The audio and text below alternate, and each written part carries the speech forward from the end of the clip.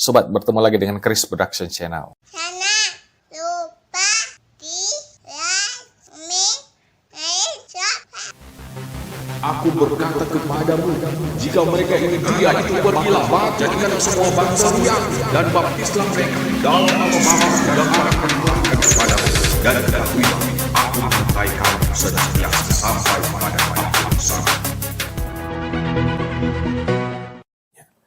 Sobat yang diberkati oleh Tuhan, tema yang diangkat dalam perenungan ini adalah Raja yang tersalib.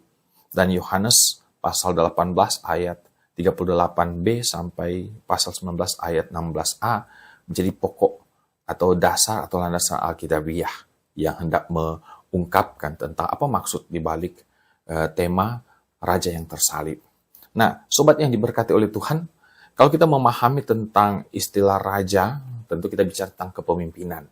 Dan memang bentuk kepemimpinan yang ada di dunia ini adalah bentuk kepemimpinan dengan istilah-istilah seperti raja atau kaisar, ataupun juga kalau dalam konteks negara atau bangsa ada presiden, perdana menteri, ya. Tetapi juga di bawahnya juga ada gubernur dan bupati dan seterusnya. Jadi banyak bentuk kepemimpinan yang ada, baik yang bersifat monarki maupun yang bersifat jabatan politik. Tapi lepas daripada itu sebenarnya dan sesungguhnya kita diajak untuk memahami bahwa apapun bentuk kepemimpinan yang ada di bawah atau di kolong langit ini, artinya di dunia ini, itu sifatnya terbatas. Terbatas oleh ruang dan waktu. Dan itu juga yang hendak dikemukakan, hendak disampaikan dalam bagian bacaan ini. Sebagaimana ketika kemudian Pilatus hendak menunjukkan kuasanya. Di saat dia mengatakan di ayat 10, tidakkah engkau mau berbicara atau bicara dengan aku? Tidakkah engkau tahu bahwa aku berkuasa untuk membebaskan engkau dan berkuasa juga untuk menyalibkan engkau?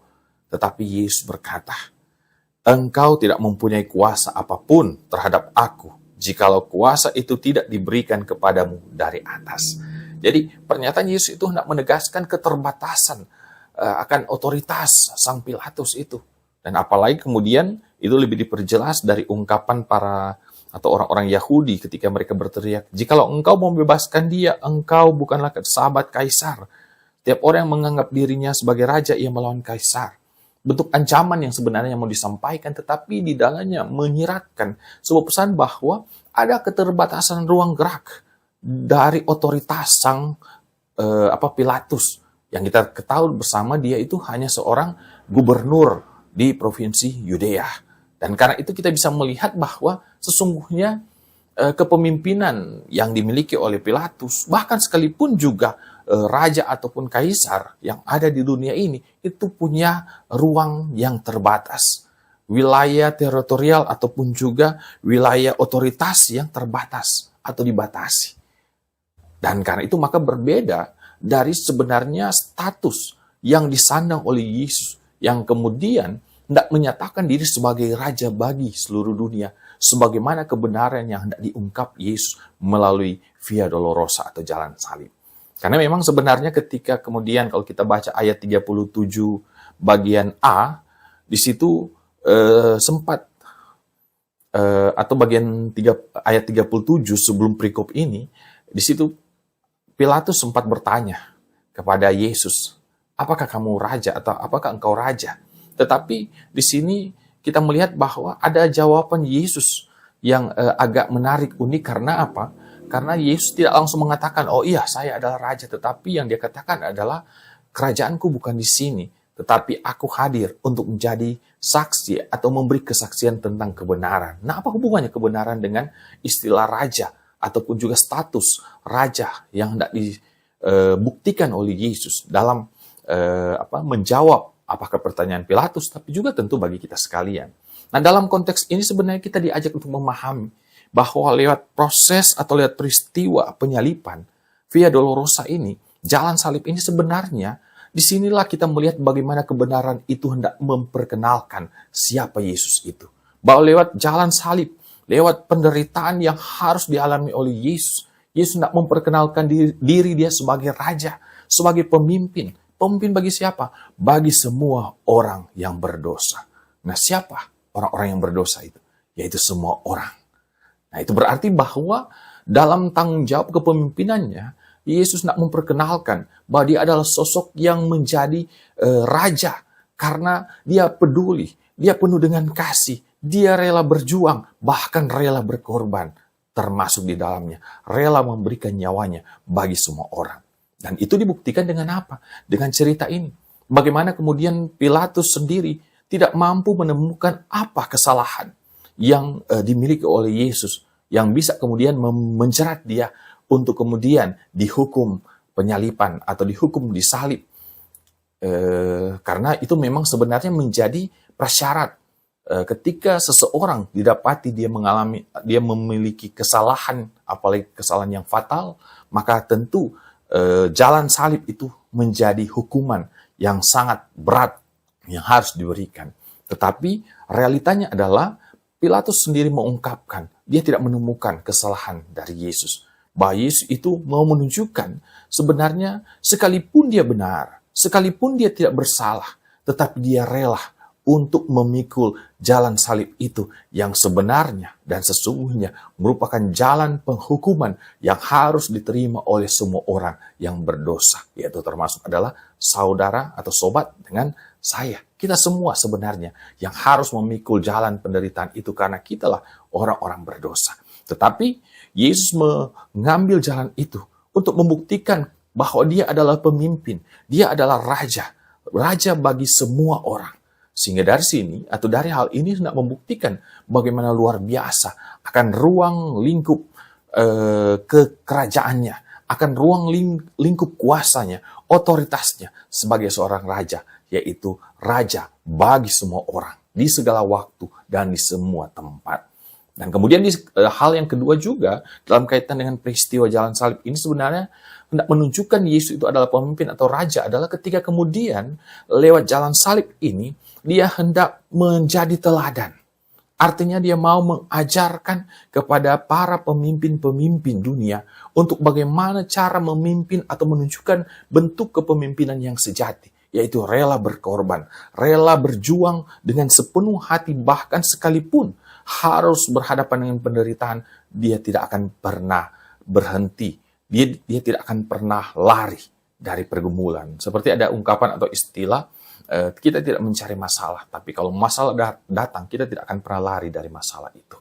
Nah, itu juga yang mau ditunjukkan oleh Yesus, bahwa ketika dia harus memikul jalan salib, dia harus mengikuti jalan salib sebagai bentuk perwujudan kepemimpinannya untuk membawa semua orang masuk di dalam keselamatan itu, maka dia pun rela mengambil jalan itu.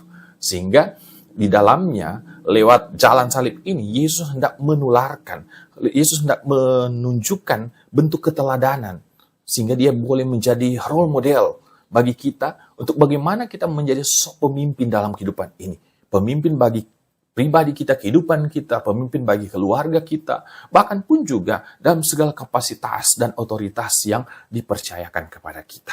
Dan kemudian yang kedua, berikutnya bahwa melalui jalan salib itu kita tahu bahwa di ujung jalan salib itu bukanlah kematian, tetapi di ujung jalan salib itu adalah kebangkitan dan naiknya Yesus ke sorga. Jadi proses itu sebenarnya juga memberikan sebuah bukti bahwa Yesus itu punya kuasa yang luar biasa tak terbatas. Karena dia berkuasa bukan hanya di bumi tetapi juga di sorga.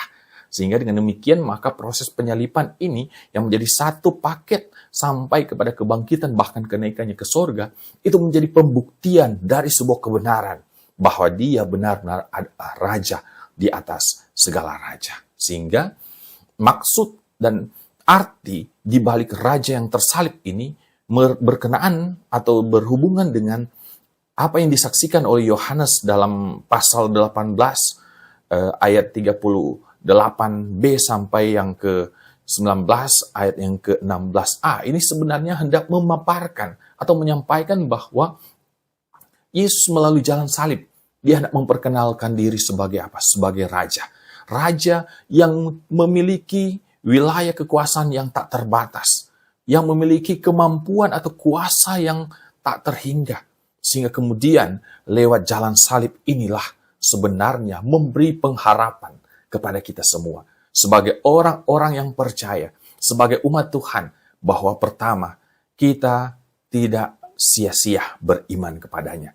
Karena yang kita imani adalah raja di atas segala raja. Sekalipun dia tersalib, tetapi jalan salib itu telah membuktikan bahwa dia adalah raja di atas segala raja. Dia adalah pemimpin bagi semua orang, bagi seluruh dunia.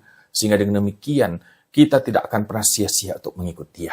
Tapi kemudian yang berikutnya juga sebenarnya mendorong kita untuk lebih semangat beriman kepada dia. Sekalipun jalan penderitaan, sekalipun tantangan pergumulan, persoalan hidup menjadi bagian, menjadi warna, menjadi jalan via dolorosa bagi kita sebagai orang-orang yang mau tetap beriman kepadanya.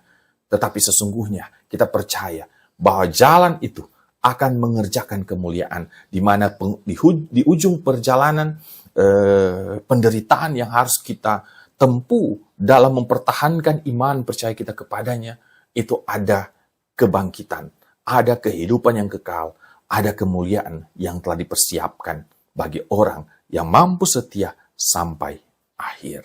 Dan inilah yang menjadi motivasi kita dalam memaknai dan menghayati peristiwa jalan salib Yesus. Sehingga dengan demikian, bagi kita sebagai orang percaya, peristiwa jalan salib Yesus ini adalah berita yang besar, adalah berita pengharapan yang semakin menguatkan kita untuk terus beriman kepada dia, sebab dia adalah Raja yang tersalib, yang dimana dengan keyakinan ini mendorong kita untuk selalu hidup berpaut kepada dia dalam melangkah di tengah-tengah hidup ini, di tengah-tengah mengisi masa-masa penantian untuk kedatangannya kembali menjadi Raja di atas segala raja. Demikian kiranya Tuhan memberkati.